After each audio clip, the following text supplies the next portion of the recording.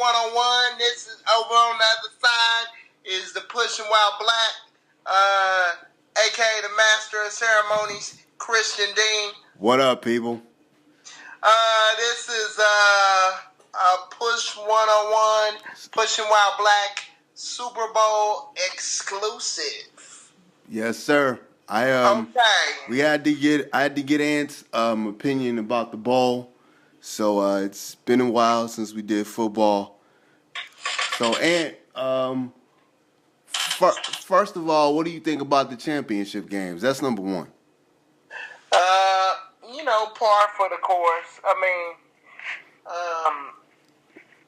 Green Bay was without its number one receiver. And, Jordy Nelson kind of clears the field for Aaron Rodgers. Right. So, against that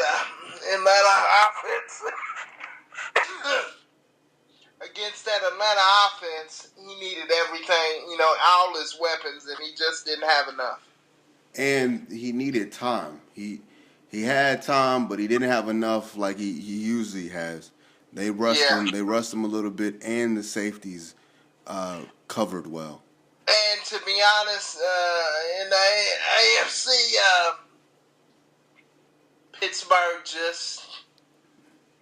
they're thin on the back end. Yeah. But I like the coach. He said our back end will be fixed next year. Yes. He understands the problem. He's like, we're going to go out and we're going to fix the problem. Let's fix the problem. So, it was pretty much par for the course. Let's go ahead and get... What's that kid's name that had a career day that plays lacrosse? What's his name? Hogan? What are your thoughts about him real quick, and then we can go to your pick. Just another. I heard. Actually, it's funny. I heard that his nickname was 7-Eleven, and actually that was my nickname, but for a whole nother reason. Always open. Always open. Because a girl said, "Man, you always open. You're always good, up in good spirits about stuff." She said, "So I'm gonna call you 7-Eleven, and my name's gonna be Waffle House." Wow, the meanings there. we can only guess, right? Yeah. Another story, another podcast. No, exactly. We ain't gonna go deep today. Hopefully. But he's just another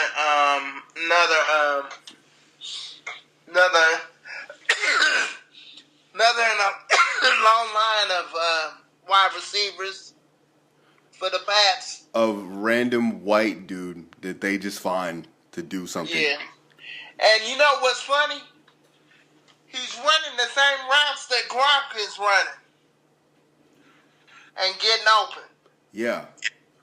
Now, I think if they win on Sunday, Gronk is out of New England, man. You think so? Breaking news, man. Yeah, I think he'll be done in New England because they kind of get tired of the antics and they getting tired of the back injuries. And then you got somebody in Marty B that has antics, but it's not. It's more antics as far as what he says. He's really not going out there getting in trouble. Right. So, okay, let's get to our picks. Who do you have? It's gonna be hard, man, because I like Atlanta's offense. I like Atlanta's defense. I like Atlanta's running game. Wait a minute. This show has been brought to you by Black Cherry Kickstarter. Woo! We'll be sure to tweet that to Mountain Dew, and we'll be sure to have YouTube say we're not friendly to advertising, but it's whatever. Anyway, I like Atlanta, but there's an angry quarterback that feels slighted about life, even though he's rich, even though he's a future Hall of Famer, even though he has two supermodel women in his life. Baby mamas. Exactly. I trust the angry quarterback. I think Tom Brady is as close to a black man as he could possibly get. You gonna give him his black card, Anthony? Yeah. That's what we doing? When he told the dude, I got 2 baby mamas. Do you really think I sit up and watch film? And they both bad white chicks. Awesome. Yeah. And he told the chick, hey, I know that you love me, but we was just fucking. And you know, I'm gonna go get married, but I'm gonna raise my sons like we was together. Right. Apparently he does that. So and apparently he has a baby mom that will let him do that. Right. Which is important. In about 10 years, they'll both be coming out of high school, number 1 quarterbacks. Right. And they probably won't do a lick in the league because that's how it tends to happen. To answer your question, I like Atlanta, but I trust the angry one. I don't think Atlanta's gonna win. I think they're gonna figure out a way. The Patriots are gonna figure out a way to win, as they always do. There's gonna be some hero that we don't even know, or we do know, but there's like Marty B has a career game or something, or somebody that we don't know is gonna make a crazy play and then they're gonna win, and it's just gonna be like, wow, you know? Yeah. Like I had New England at the beginning of the year. My AFC pick was not New England. I did not expect Atlanta to do anything, but hey, I'm still holding on to New England, man. Okay. So you got New England. Yeah. Do you have a score in mind? I think it's gonna be close. I think it's gonna be probably the most entertaining game next to that Cowboys Green Bay game, and I think New England's gonna win by 3, 34-31. Okay. Brady Super Bowl MVP. Okay. I have the same pick.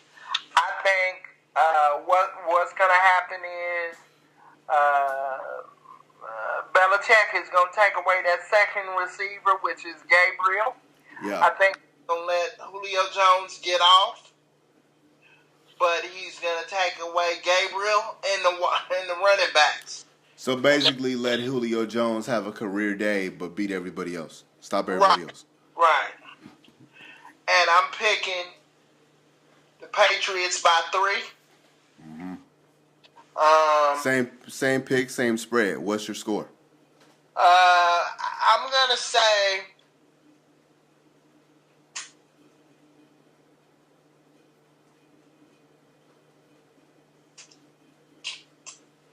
I'm going to say 37-34 Patriots. 37-34 Patriots. All right. That's our Super Bowl picks. Now, there was a little bit of another interesting NBA story, and I know this was just a Super Bowl thing, a quick one, but I needed to get Ant's thoughts. If you follow me on Twitter, if you follow my Facebook page, if you listen to the YouTube page, if you follow me on YouTube, subscribe. You already know my thoughts on this because me and Mignon of the Rant Sport and Fitness had a discussion because he wanted to have a discussion. I have my thoughts. I will share some of them here.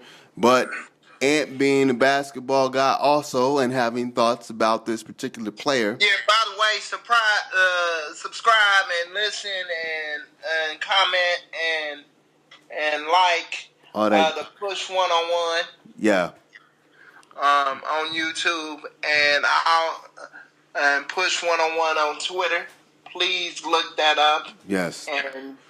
We will also we share a lot of these shows on here, but on both channels. But some there's some stuff that me and Ant get into that is not on my stuff. There's exclusive content on both channels. There you go. That are just it's just wonderful content. Right. Because we didn't actually intend to start having two channels, but when we saw how prolific both of our opinions were, we said we might as well split it up. Exactly. But you're talking about LeBron and Charles Barkley. Yes, sir. I'm gonna let you go first, my man. To be honest, well, I say let you go first because I'm gonna close the show whenever I go. All right. Well, I think that although LeBron took very personal shots, I think Charles Barkley, and this is a more measured response than what I did the other day, I think Charles Barkley is a bully. Sometimes you need to punch bullies in the face, and that was I'm going to punch you in the face moment. Yeah. You know what I'm saying? Charles Barkley has been picking at him. Charles Barkley is a hypocrite because twice in his career he chose to play. Yeah, he chose to chase a ring. Yeah, he chose to chase a ring. Well, the Phoenix move was about money, and he wanted to get out of Philly. The Houston move was exclusively to chase a ring. The move that no one talks about, that I have mentioned on this channel many times, is the Michael Jordan comeback. Everybody forgets that Charles Barkley was also trying to come back because Jordan wanted to get all his poker and golf buddies on the same squad. It was an old man all-star game. Yeah. All-star team for him. So the only difference there is he had the wherewithal to not finish with the comeback. He dropped out. But everybody remembers that basically he was trying to get in shape, and they were doing weigh-ins for him to get in playing shape on TNT. There's footage of this. I watched it happen. So for him to do this whole thing, and big ups to Shaq for bringing up the Houston situation. Big ups to Shaq for shutting him up because he shut him up about going to a super team because that's what happened, and two, he shut him up by saying you have no idea what it's like to try to go back to back. Right. So big ups to Shaq for that, and I hope he, because he's kind of been good, but those are some strong personalities, and he's kind of been coasting in the time there. I really hope he asserts himself more because I appreciated that. Well, my theory on this is about time. And I have this theory on Charles Barkley and Stephen A. Smith. They're basically paid to be the antithesis against the young black athlete now. Yes. So, and I'm not saying they always do it, but most times they do it. And, Charles Barkley particularly, is this black Republican, and he'll probably never tell you this, but he probably voted for Trump. You know what I mean? Yep. So he's all about that energy, and he has a tendency to think because he's one of the 50th greatest players, and I'm not knocking that he can just go around and say whatever. See, I've heard him have run-ins with Kevin Durant, and Kevin Durant basically told him, this is early on in his career. He said, man, keep my name out your mouth, fat boy. You know what I mean? Yeah. And it was one of the things where I looked at it and I said, well, man, Kevin Durant is a serious dude because he just said it real quick and fast. He didn't really mince words with him. Right. And see, I think, I always call LeBron a G-string diva because he instead of just punching people in the mouth the way people are trying to punch him, he always tries to take the high road and then he gripes about it. But another deeper issue is he really feels like the Warriors are coming, and the Warriors are gelling, and they're playing better and better night after night. And so he knows that, his time as far as running the league is coming to a close unless he gets more teammates. And to be honest, it might be good for Carmelo. It might be good for LeBron. And to team up and try to. You're right. And to be honest, try to be the anti-hero to the Warriors. And this is what I don't understand about black people. Black people have like a time limit on racism and persecution.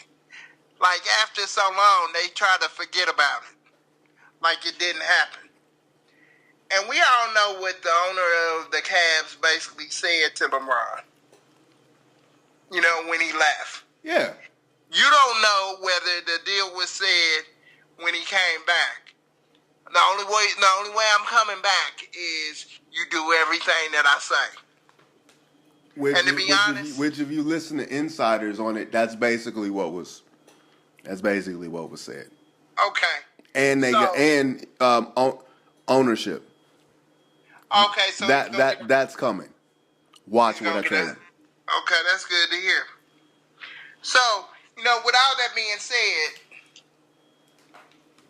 Charles Barkley is a jerkwater, and he just needs to mind his own business and stay off the donuts.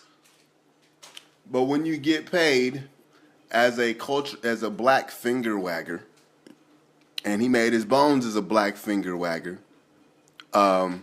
in basically on that show. Yeah. Like, you know what I'm saying? Because I had a discussion with Mignon Garrett of the Rant Sport and Fitness, and he was like, well, he's like, well, LeBron is this and he's soft, and I'm like, no, that was a what's the name's a bully, and that's a I'm gonna punch you in the face moment. You know what I'm saying? Like, can we not? There is no I'm gonna score 50 on you, Charles. But to be honest, I'm gonna say this: a lot of people don't know that what's the name is a basketball savant. LeBron? Talking about LeBron. Yeah. So he already felt like Kevin Durant was coming in OKC. Yeah. And so when he teams up with the best team in the league, he really wants to be the best player in the league. And he wants to be more efficient. Right. I.e., just like LeBron was learning to do a couple years ago. And so they said that what's the name has already conceded the regular season, and he's going to let what's the name score as much as he wants to, but he's going to show up in the playoffs. Mm-hmm. And basically, for 11, 12 games or 16 games, he's just going to ball out. So, with all that being said, LeBron knows what it is. You mean KD? You mean KD is going to show up in the playoffs? Yeah. Okay. I mean, he scored 18 last night. What's the name? Scored like 49. So you see what he's doing. Mm-hmm. He's focused, man. So LeBron already knows that, and he knows as far. If we were to look at KD as a baseball player, to use a baseball analogy, yep, he's a 5-tool player. You know what I mean? Yeah. So LeBron knows that, and LeBron is really a 3-tool type player, but he's so even though he does so many things. Right, he's a 3-tool guy, and he knows that. And usually he's a physical specimen, but because what's the name's game is so pure and he's so efficient anyway, LeBron knows what he has in front of him. And look at what they have on that team. And he pretty much knows that if Draymond Green hadn't gotten disqualified for the last game, it would have been a lot harder to win that championship. Yeah, right. So that's what we're up against. And, LeBron is just like, and I have a weird prediction. I think LeBron only has 4 years left to play. Go into that a little more, man. We got time. LeBron is a partner in several different ventures that have already been sold. Yep. He was a partner in Beats. He's a partner in a fast food company that's about to go public. It's not really about the money. A pizza place, right? If I remember correctly, it was a pizza joint, wasn't it? Right. It's a pizza joint that's about to go public.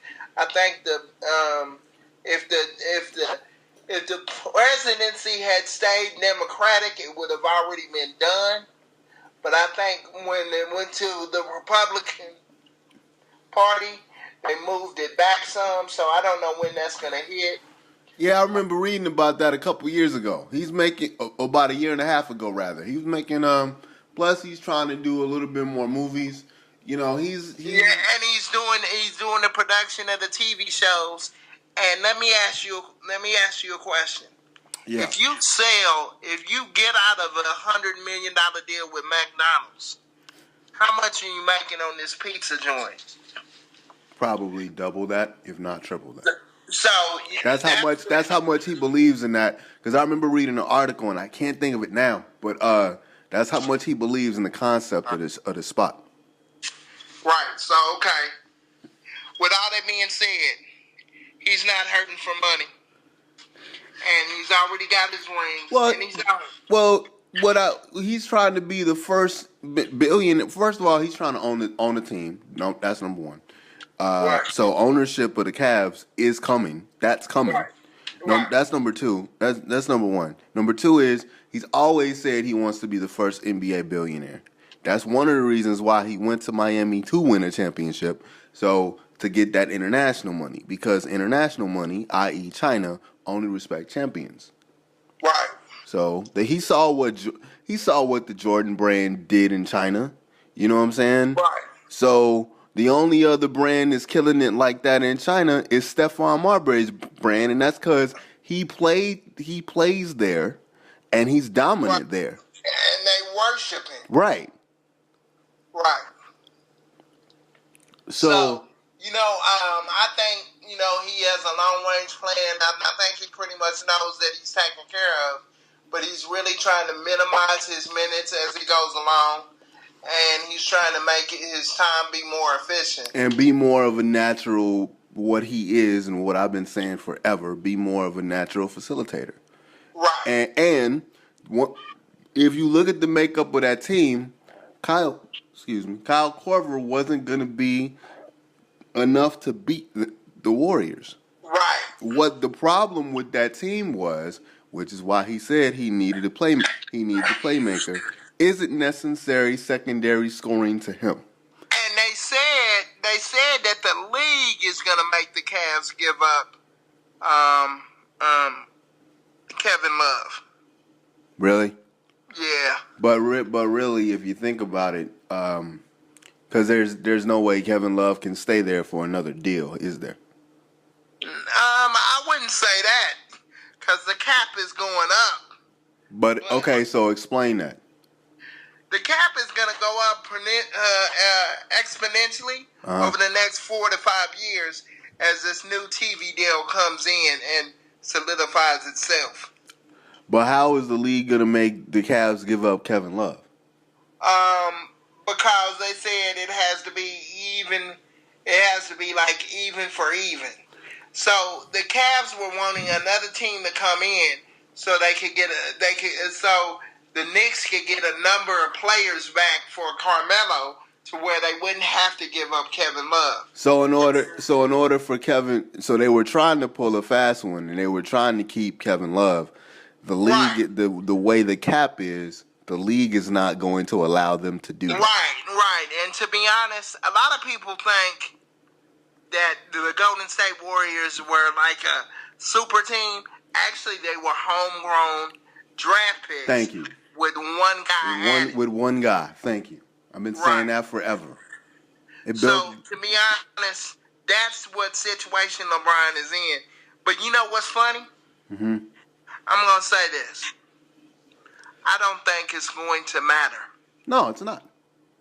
I don't think it's going to matter because the Golden State Warriors they're a very underrated defensive team. So with that being said, they're going to turn up the... Tom Thibodeau's right-hand man was Ron Adams. Ron Adams is basically runs their defense. Right. Okay, so you have one of the second greatest defensive mind in the NBA for your champion that run the Golden State Warriors defense. Come on. Right. So with all that being said, I don't think it's going to matter what the Cavs do. And from what I'm hearing, we're talking about Carmelo because it's cool, you know what I'm saying? But what the team needs and what he was talking about with the actual, like, I need a playmaker. Okay, Kyrie Irving is their point guard and a scorer. His backup is K. Fielder. I like K. Fielder. I think if they keep him, it's going to be a cool thing. But if they do this trade, he's going away. He's not going to be a Cleveland Cavalier. But he's a rookie. Tyronn Lue doesn't really want to play him. They don't really, LeBron teams that have LeBron there don't really do well, involving rookies in the fold. Now, K. Fielder has had to get some minutes in relief of Kyrie Irving, but they actually need another scorer to solidify that bench. Hold on 1 second. Okay. Keep talking though. They actually need a secondary scorer to solidify that bench and solidify the point guard role or the playmaker role in that bench. So it wasn't necessarily about Carmelo Anthony. It was about, okay, I need somebody that'll solidify the bench as a scorer. Now, if Carmelo Anthony ends up being there for whatever package that they do, then then that basically takes away if what my partner says is true and they have to give up Kevin Love, then if they have to give up Kevin Love, then Carmelo Anthony takes Kevin Love's spot, which makes the team a little bit more affordable because Carmelo has that long-range shot and he can create his own shot. So depending on how they actually run everything, it could actually work out, but I still don't think it'll be enough to beat the Warriors when you have a transcendent shooter like Steph to where his range is everywhere. Where you have a guy like Klay Thompson who has similar range but not as crazy shots, and you have a guy in Kevin Durant who can shoot almost everywhere and can be their closer offensively. So in half-court sets, they can actually run a decent half-court set. So I don't think it matters. I think that Kevin Durant, I think that the Golden State Warriors will still end up winning the championship. But you don't want to get swept or you don't want to lose by 6. You don't want to lose in 5 games. So the fact that he's saying, I need somebody else, it wasn't because of being, and it's back, everybody. It wasn't because of him being soft. It was because he's seeing what's on the horizon, and it's not good. And to be quite honest, the East is about to be a problem for him. Yeah, because DeRozan and Lowry are coming, man. By the way, I watched their game last night. Mm-hmm. The guard, Isaiah Thomas, man. He's like a little hyena, man. Boston, yeah. He's an animal, man. Isaiah's the truth, bro. And he just doesn't care. The Bucks, man. I'm telling you, dude. I mean, it's so many good guards. When the Bucks figure it out, bro, it's deadly. Like the East is about to be really, really good in the next couple of years. You know what I'm saying? So you gotta do this window that Cleveland has right now, it's closing. Right. It's closing because the Warriors, they lucked up and they got Kevin Durant. They lucked up, because like we said, their homegrown that team isn't an all-star team. That team lucked up and they had cap room. They had cap room, and KD was like, "I want to go play over here because it's a better organization." You know what I'm saying? You can't fault the Warriors for having cap room. I wish people would stop being stupid about that, but okay, I digress. You know what I mean? And what were they supposed to do? They're moving into a new arena next year. And the cap is going up. You know what I mean? And they're just gonna solidify their bench. And just keep going. What are you gonna do? You know what? The only thing that concerns me is they don't have that. Well, they have a little bit more of a defensive,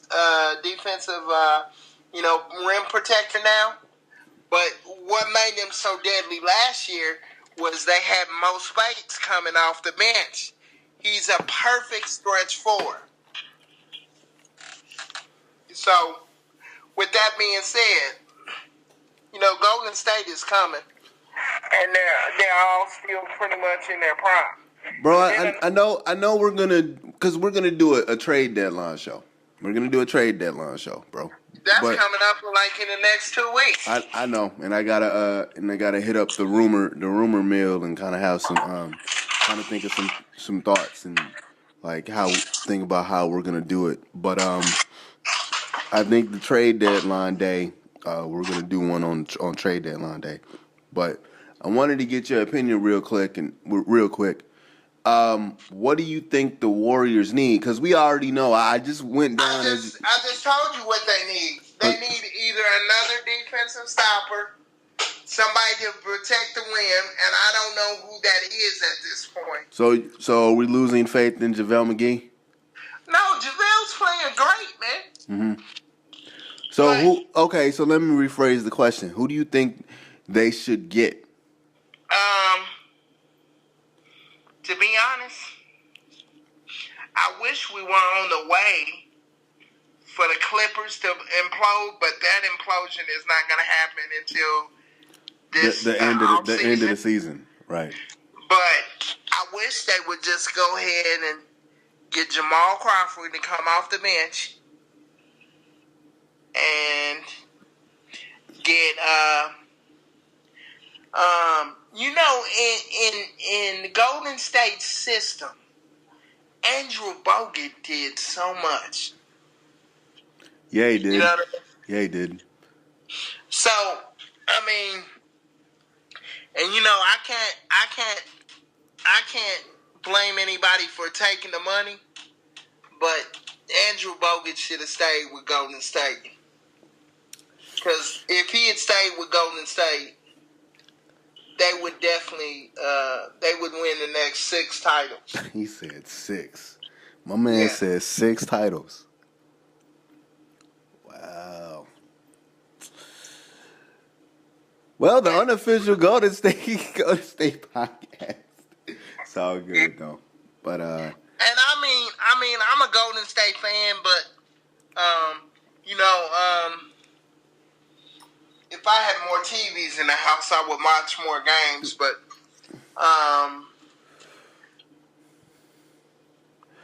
we'll get back to our regularly scheduled. The Hornets made a trade tonight.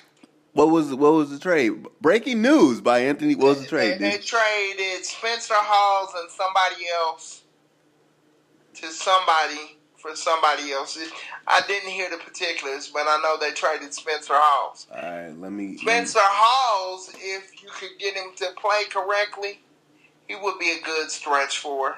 Yeah, if you can get him to play, to play consistently, that's his biggest problem.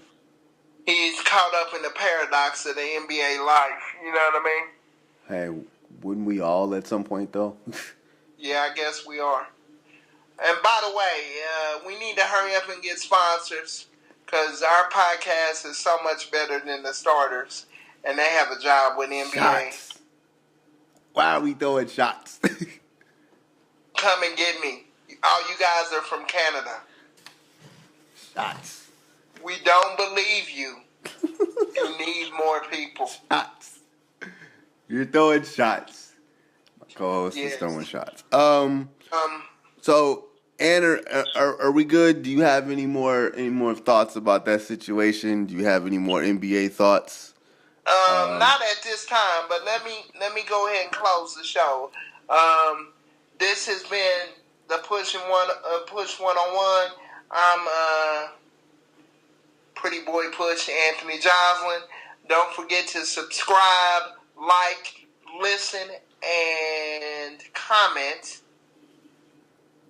And of those words, I'm really meaning the first two. Like and subscribe. And on to both our channels. On the other end, we have the Pushing While Black. By the way, listen to everything on